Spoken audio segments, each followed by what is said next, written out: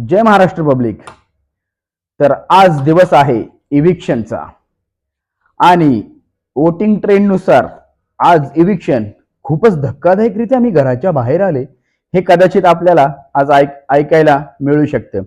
कारण वोटिंग ट्रेंडनुसार 8 नंबरवरती आहेत वर्षा उसगावकर, 7 नंबरवरती आहे जान्हवी किल्लेकर, 6 नंबरवरती आहे निकित तांबोळी, तर 5 नंबरवरती आहे पॅडीदादा म्हणजेच पंढरीनाथ कांबळे, 4 नंबरवरती आहे धनंजय डीपी पवार, तर 3 नंबरवरती आहे म्हणजे टॉप 3 मध्ये आहे अंकिता वालावलकर आणि टॉप 2 मध्ये आहे अभिजित सावंत आणि 1 नंबरवरती आहे महाराष्ट्राचा लाडका सूरज चव्हाण. तर आज इविक्शन मध्ये डबल इविक्शन होईल की सिंगल इविक्शन होईल याची अजून कल्पना नाहीये.